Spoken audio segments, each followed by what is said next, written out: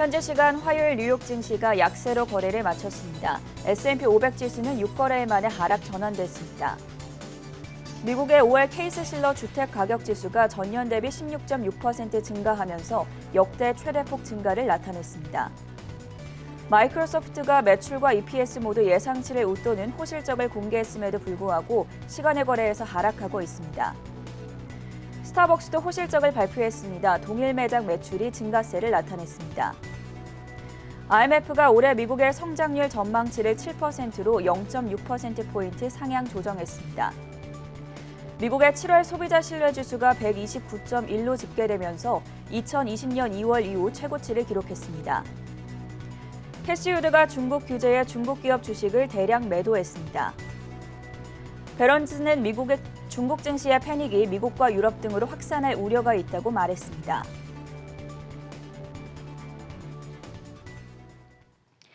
네, 여러분 안녕하십니까? 수요일 글로벌 이슈 투데이의 전세원입니다. 현지 시간 화요일 뉴욕 증시가 빅테크 기업들의 실적 발표를 앞두고 오늘은 약세로 거래를 마쳤습니다. S&P 500 지수가 6거래일 만에 하락 전환됐고 장 마감 이후에는 알파벳과 마이크로소프트 그리고 스타벅스 등이 실적을 공개했는데요. 자세한 글로벌 마감 시황과 함께 또 실적 발표 이슈까지 점검해 보도록 하겠습니다. 박고은 외신캐스터가 준비하고 있습니다.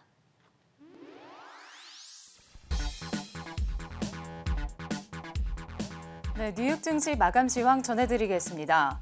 오늘 뉴욕 증시는 대형 기술 기업들의 실적 발표와 FOMC 회의를 대기하며 하락세를 보였습니다. 다우 지수는 0.24% 떨어졌고 S&P 500 지수는 0.47% 하락, 그리고 나스닥 지수는 1.21% 내렸습니다. 기업들의 호실적 기대감 속에 주가는 사상 최고치 부근에서 움직이고 있지만 오늘 장에서는 고점 부담에 따른 차익 실현 매물이 나오며 주요 지수는 일제히 하락세를 보였습니다.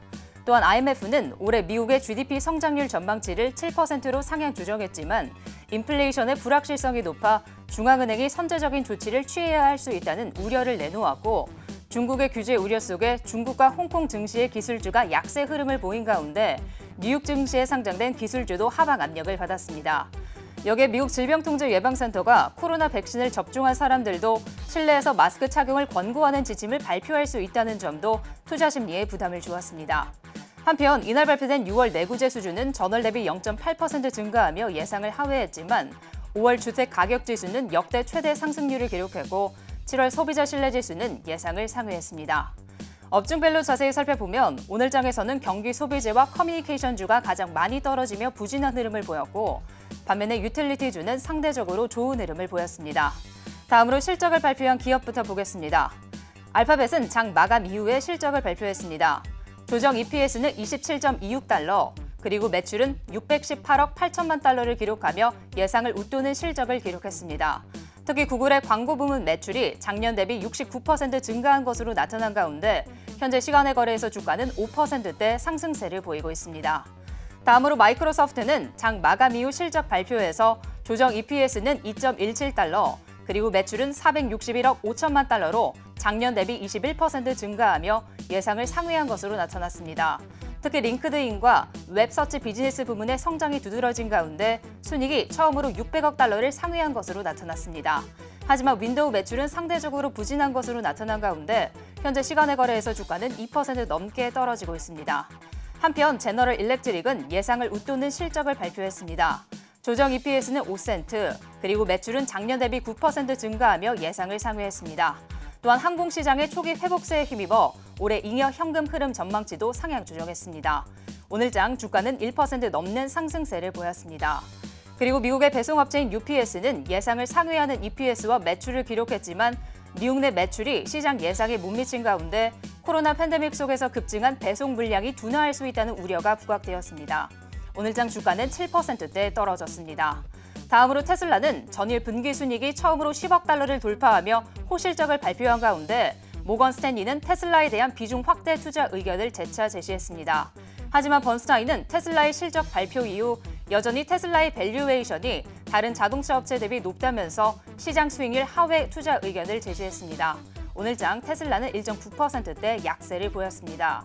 한편 인텔은 앞으로 4년 내에 2나노미터 수준의 반도체 공정 기술을 확보하겠다는 미세 공정 로드맵을 발표했습니다. 또한 자사 파운드리 사업 고객사로 퀄컴과 아마존을 확보했다고 공개했습니다. 하지만 오늘장 주가는 2%대 내렸습니다. 다음으로 휴렛패커드는 클라우드 기반으로 원격 액세스 소프트웨어를 공급하는 스타트업인 테라디치를 인수하기로 했습니다. 오늘장 주가는 약보합권에서 마감했습니다. 다음으로 유럽으로 넘어가 보겠습니다. 유럽 주요 증시는 FOMC를 앞두고 기업들의 실적과 중국 주식의 약세를 주시한 가운데 일제히 하락세를 보였습니다. 독일 닥스 지수는 0.6%대 떨어졌고 프랑스 깍그 지수는 0.71% 하락, 그리고 영국 증시는 0.42% 내렸습니다. 마지막으로 상품 시장도 보겠습니다. 국제유가는 델타 변이에 대한 우려 속에 혼조세를 보였습니다. 이날 IMF는 올해 세계 경제 성장률 전망치를 6%로 유지했지만 코로나 백신 접종률 격차 등을 이유로 신흥국과 개도국의 성장률은 6.3%로 이전 전망치 대비 0.4%포인트 하향 조정했습니다. WTI 가격은 0.4% 내린 71달러 선에 마감했고 브렌트유는 73달러 선에 거래되었습니다. 그리고 금 가격은 FOMC를 대기하며 미국의 국채 수익률이 하락세를 보인 가운데 강보합권에서 거래되었습니다. 오늘장 금 가격은 0.03% 오른 1,799달러 선에 마감했습니다. 오늘장 마감 시황 전해드렸습니다.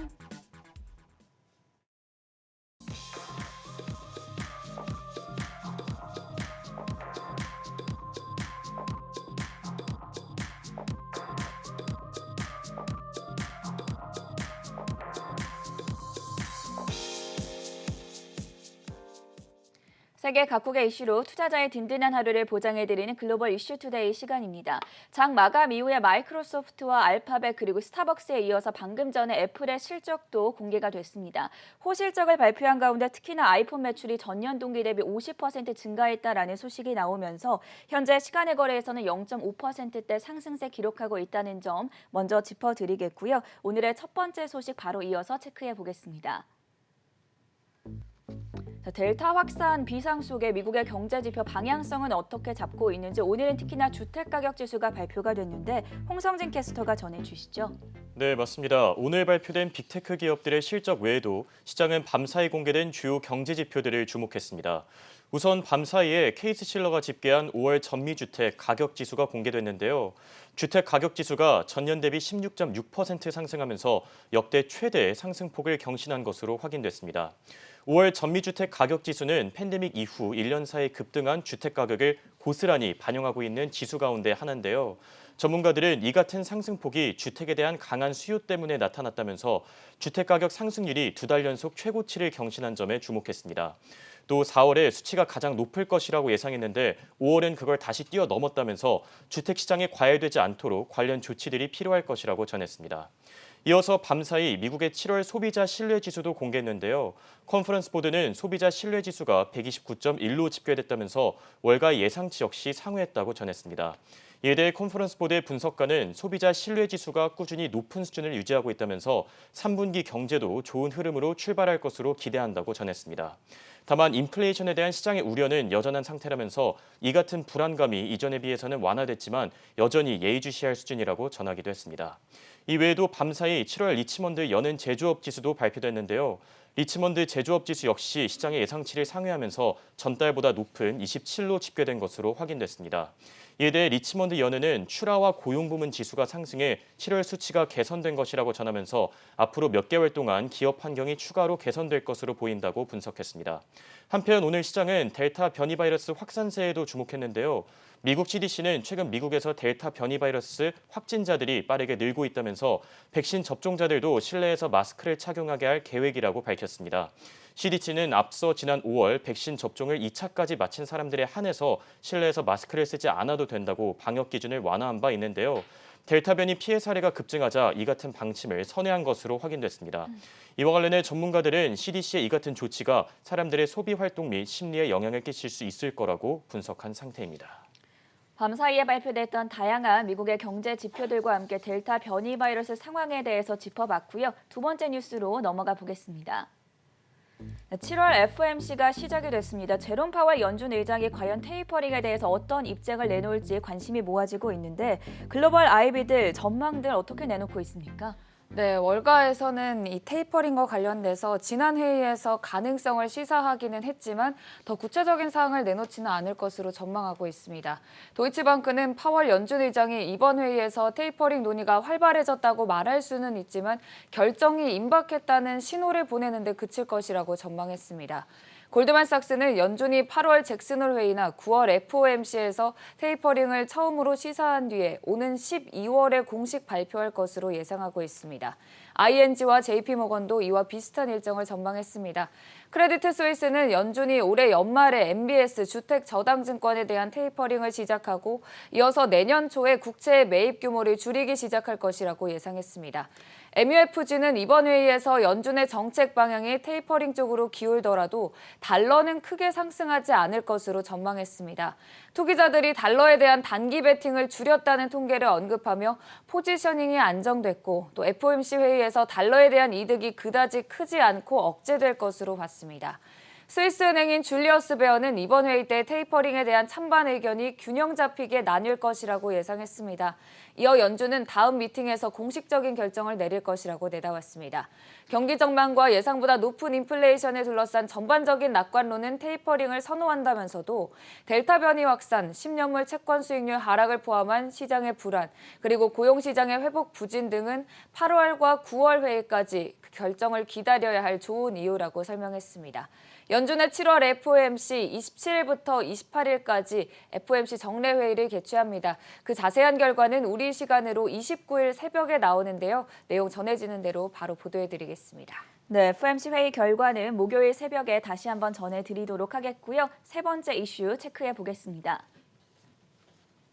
자, IMF 세계 경제 전망 보고서가 발표가 됐습니다. 올해와 내년 세계 경제 성장률 각각 6%, 4.9%로 전망했는데 일정 부분을 유지를 하기도 했고 또 상향 조정한 부분도 있었습니다. 구체적으로 어떻게 변화가 나왔습니까?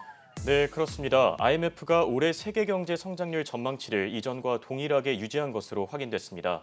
IMF는 현지 시간 27일 사이트에 올린 세계 경제 전망 보고서를 통해 이 같은 내용을 공개했는데요.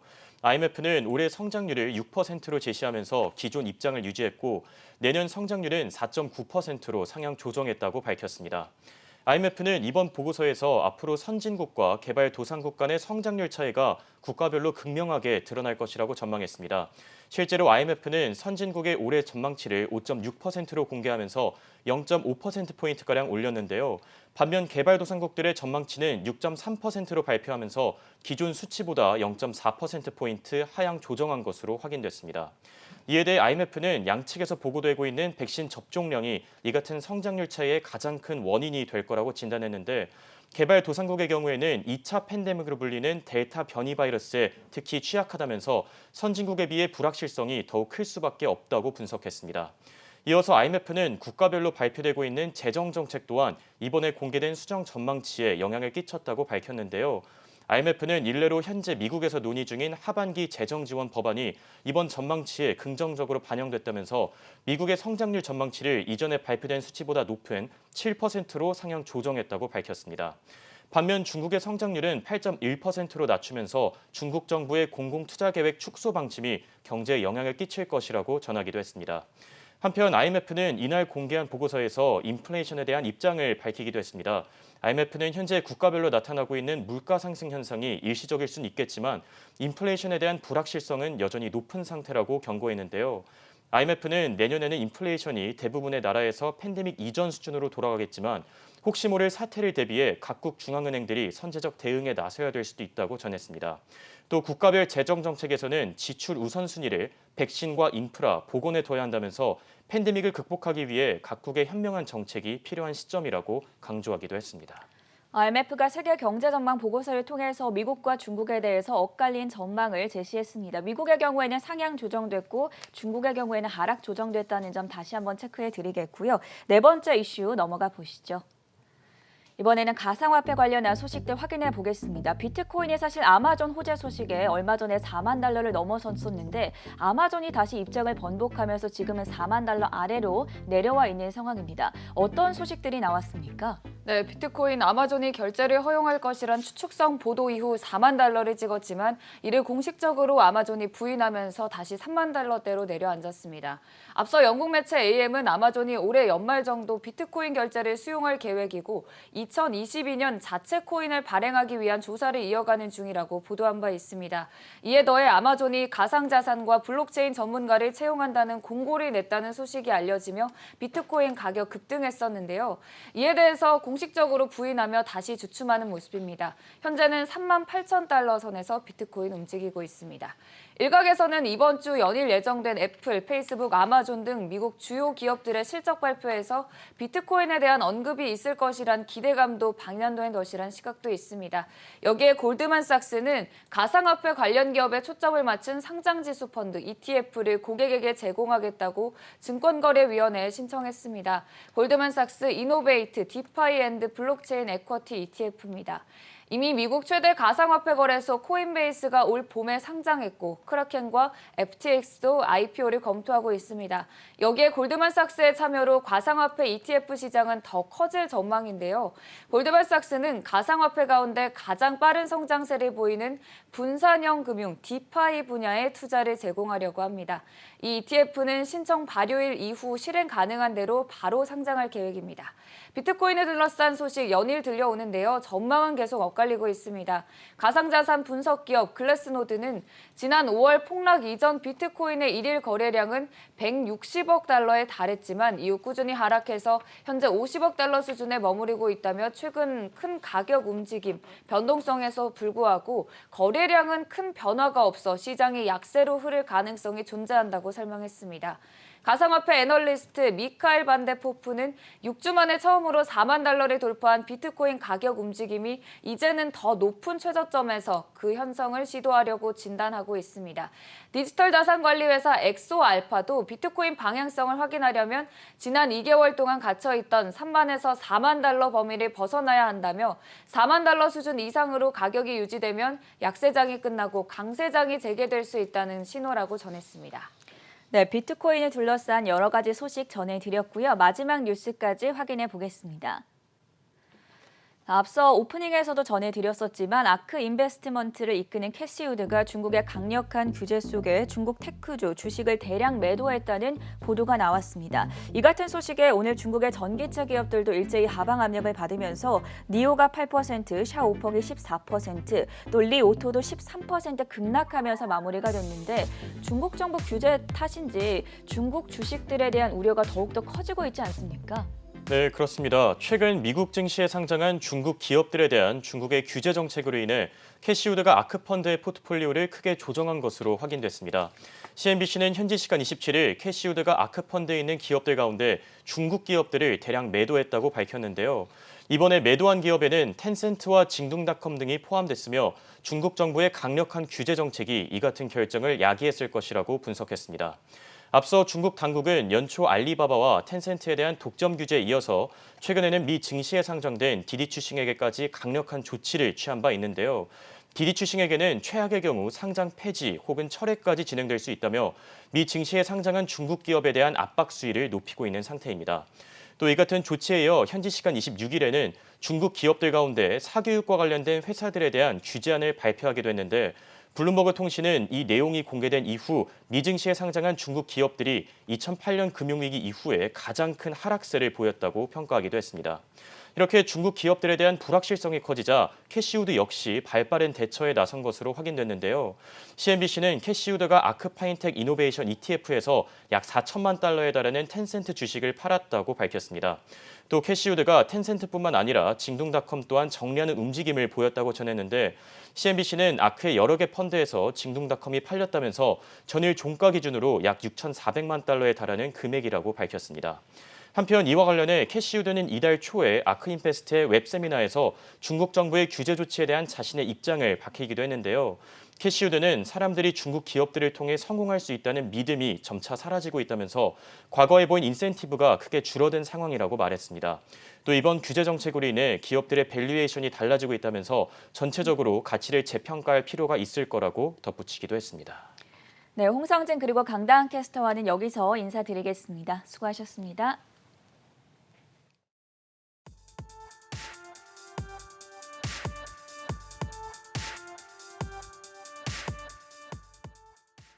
월가 IB의 종목 토픽, 오늘은 테슬라 실적 발표에 대한 월가 IB들의 반응을 정리해보겠습니다. 테슬라는 현지 시간 26일 처음으로 분기순이익 10억 달러를 돌파하며 깜짝 실적을 발표했습니다. 하지만 발표 이후 애널리스트들의 미지근한 반응도 섞여 나왔고 오늘 장에서는 1.95% 떨어진 644.78달러에 마감했습니다. 우선 골드만삭스는 매수 등급을 유지하며 목표가를 860달러에서 875달러로 상향 조정했습니다. 공급망 문제에도 불구하고 기록적인 수익을 올린 것은 회사가 수익을 계속 확대할 수 있다는 점을 시사한다고 말했습니다. 전기차와 자동차 기술력에서 장기적으로 테슬라가 선두 위치를 잘 이끌 거라고도 봤습니다. 파이퍼 샌들러도 1,200달러 목표가 제시하며 확신을 보였습니다. 테슬라의 시장 점유율 확대와 자율주행 기술, 에너지 사업 부문의 의미를 많이 부여했습니다. 웰스파고는 목표가 590에서 660달러로 높여서 제시했지만 테슬라 주가가 시장 수익률 수준이라고 봤습니다. 올해 50% 이상의 성장을 계속하면서 가이던스를 유지했고 연말 전에 오스틴과 베를린 공장 생산을 시작할 걸로 예상한다고 말했습니다. 한편 모건 스탠리는 900달러 목표가 제시하고 있긴 하지만 강세인지 약세인지 의견을 크게 변화할 만한 내러티브는 발견되지 않는다고 말했습니다. 하지만 오히려 투자 의견을 하향한 투자은행들도 있습니다.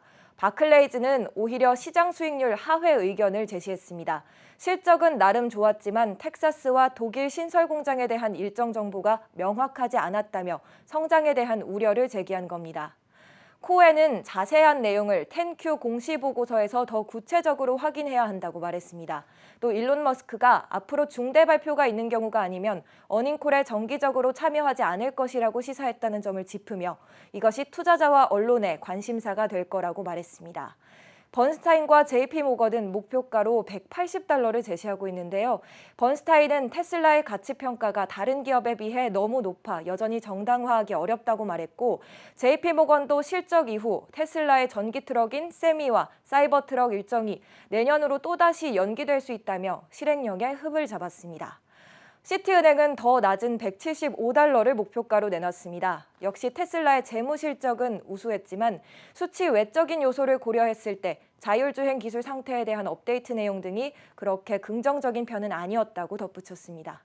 네, 이렇게 오늘은 테슬라 실적 발표 이후 월가에서 나온 다양한 의견들을 정리해봤습니다. 투자에 참고하시기 바랍니다. 테슬라가 어제 호실적을 발표했음에도 불구하고 오늘 종가 기준으로 1.9% 하락하면서 마무리가 됐습니다. 이 같은 흐름이 오늘 대형 기술 기업들의 실적 발표 이후 흐름에도 영향을 미치고 있는데요. 마이크로소프트와 애플 그리고 알파벳, 스타벅스 모두 호실적을 공개했음에도 불구하고 현재 시간의 거래에서는 구글의 모기업인 알파벳만 유일하게 상승하고 있다는 점 전해드리면서 글로벌 이슈투데이 여기서 마무리 짓겠습니다. 시청해주신 여러분 고맙습니다.